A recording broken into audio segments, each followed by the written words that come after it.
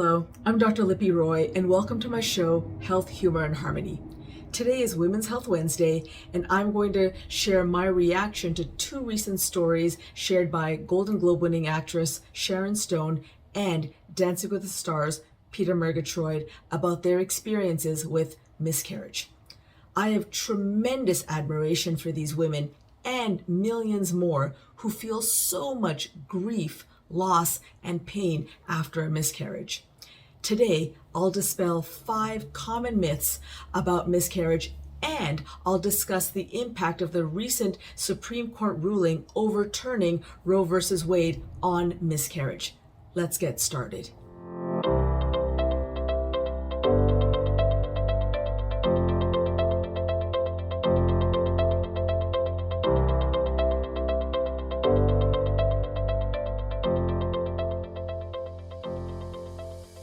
Beneath an Instagram post by People magazine, Sharon Stone wrote, "We, as females, don't have a forum to discuss the profundity of this loss. I lost 9 children by miscarriage." Stone went on to discuss the emotional and mental toll of her multiple miscarriages. It is no small thing, physically nor emotionally, yet we are made to feel it is something to bear alone and secretly with some kind of sense of failure. Professional dancer Peta Murgatroyd experienced 3 devastating miscarriages over the last 2 years. I was completely embarrassed, ultimately ashamed. I didn't even know how to utter the words, "I had a miscarriage." It was months and months of crying in bed by myself. It was a lot of denial. What had I done wrong? So my first reaction is bravery. These women are sharing a deeply personal event with the whole world. They were vulnerable on a very public scale in an attempt to help other women, and they didn't have to. I genuinely applaud their courage. My second reaction is admiration mixed with some anger. Let me explain. Both women harbored significant shame, embarrassment, guilt, and isolation, and yet still had the courage to speak publicly. I admire the heck out of them for making their voices heard. But I'm angry because women who experience a pregnancy loss should not have to feel this way. We as a society must do better to serve women who miscarry. Clearly, miscarriage is associated with many misconceptions. So let me dispel 5 common myths regarding miscarriage. Myth number 1, miscarriage is rare. Not true. In fact, up to 20% of confirmed pregnancies end in miscarriage, which is defined as a pregnancy loss earlier than 20 weeks of gestation. Pregnancy loss after that is called a stillbirth. Myth number 2, multiple miscarriages mean you'll never have a healthy pregnancy. Not true. Some conditions that increase the risk of miscarriage, like antiphospholipid syndrome or APS, can be treated with medications and then enable future healthy pregnancies. Surgery can also correct structural problems. The good news is that most women who experience a miscarriage eventually have a healthy pregnancy and birth. Myth number 3, miscarriages are completely preventable. False. 60% of miscarriages are caused by chromosomal abnormalities in the fetus, making it unviable. Certain medical conditions like lupus and diabetes, as well as infections like listeriosis and STIs, can also trigger a miscarriage. Myth number 4, stress causes miscarriage. Nearly 75% of women believe this to be true, but it's not. Some pregnant women even avoid funerals and other stressful situations in an attempt to protect their unborn baby. But everyday stressors like bills and rush hour traffic don't cause fetal harm.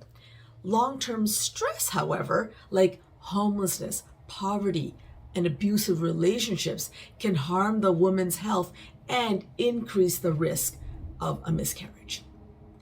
And then myth number 5, it's the woman's fault. Many women, like Sharon Stone and Peta Murgatroyd and countless others, feel guilt and blame themselves for the miscarriage, when in reality, the vast majority of time, the women did nothing wrong.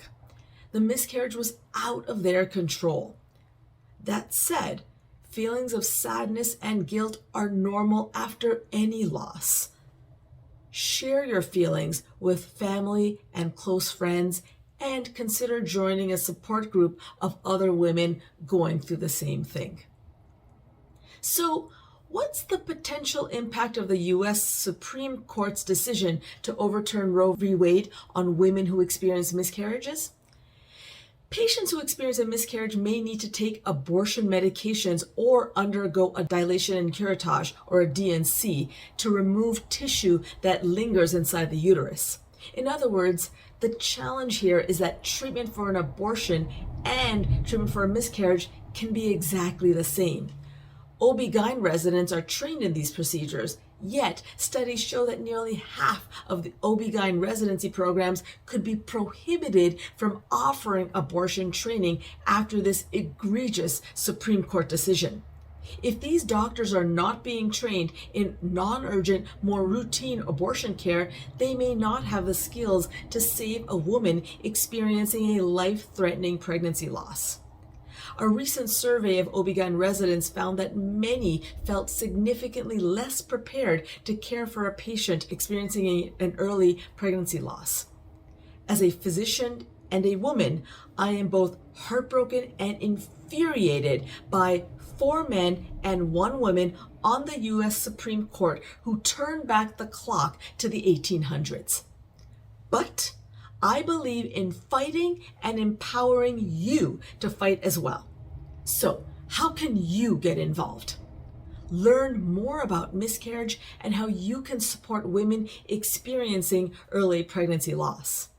You can also donate to, volunteer with, and learn more from the Miscarriage Association, Very Well Family, Rachel's Gift, March of Dimes, and many more. You can also protest against the Supreme Court's decision to overturn Roe v. Wade by attending a rally, contacting elected officials, donating to local abortion funds by visiting abortionfunds.org, and voting out the cretins who helped overturn Roe v. Wade. Well, that's all for today. Tune in this Friday when I'll give a big COVID update and I'll answer your questions about the state of the COVID-19 pandemic. Be sure to subscribe to my YouTube channel, make comments below, and follow me on Instagram at Health Humor Harmony Dr. Roy. Be well. I'll see you soon.